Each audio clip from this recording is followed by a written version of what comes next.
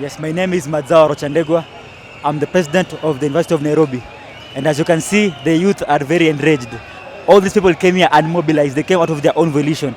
And I think it is high time that the government gave a listening ear to these youths, because they've been suppressed for some time now. As we've seen even before, they scrapped off the youth fund, which was a main key area that was now helping these youths sustain themselves. Now they have introduced the digital tax, which is now suppressing them more, when they've not asked for anything, even a shilling from anybody.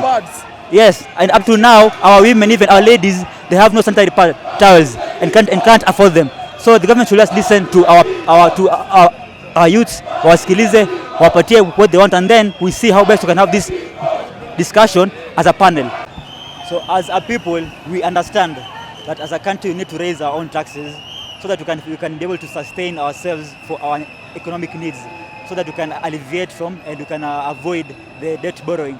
But now a point reaches when the people now get tired, when they see even when now you tax them highly and highly, they don't see where the money goes to.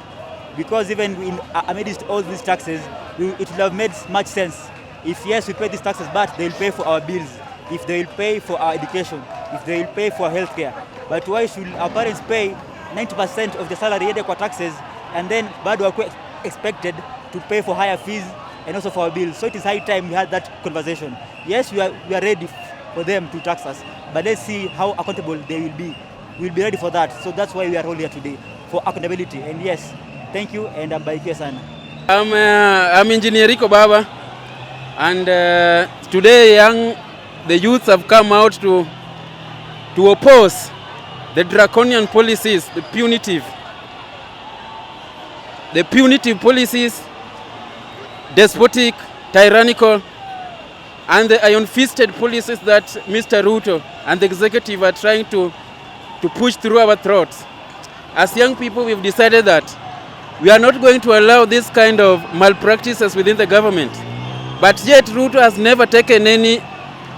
Has never taken any interior measure, and telling us that they are going to come up with this imperial system of governance, other than coming up with the austerity measures to make sure that there is no wastages in the government. But the kind of malpractices and corruption that has been perpetuated by this regime, it is naysayed. And us as the youth, we have come out to oppose this government and say that if any measures is not taken to repeal this bill that they are trying to push through our throats, there's going to be conundrum, pandemonium, there's going to be this kind of policies, there's going to be conundrum, pandemonium, there's going to be fracas and fracas and mayhem, because these kind of policies are not going to be achieved or going to be implemented here in Kenya. So with this, let there be a stern warning to this government and Mr. Ruto that we as young people, we are not going to allow, because this is our future. We cannot sacrifice our future in the hands of cabals and crooks and puppets and puppeteers and the stooges. That is what we are going to say as young people. And let it be a stern warning to our elected leaders, those who have not been out there to perpetuate and to direct our interests as young people. Yeah. And the government should just come up with the proper governance policies. These are not just the economic policies being perpetuated by some individuals like Ndi. Those are just theoretical economic policies. We want practical economic policies that are going to attract investors in this country, and coming up with economic incentives to make sure that our interests as young people and employment is achieved. Yeah.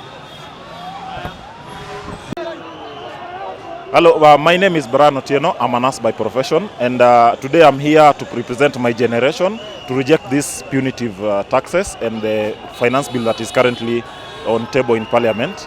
I think I've never been prouder of my generation like I am today, because people have come out to air out their views, because we've realized that these our MPs, our representatives do not listen to us, and it is now our time to come on the streets and voice out our concerns, because we have realized we can't be listened to anymore. Okay, so I think I'm very proud of our people here, and in as much as police are engaging us in running battles, we are here and we are going to lay siege on the government. We need to reject it entirely, because there are clauses that I think we were just told that we've reduced the prices of bread, but in real sense there are other issues underneath that were not removed. There were other taxes that weren't removed. For example, the government wants me from today that I should be paying land rates for my ancestral land, something that I shouldn't pay land rates. I didn't buy the land, so once I inherit that land, I shouldn't pay it, and that is why we are here. We are here to voice our concerns, and we are no longer taking the back seat.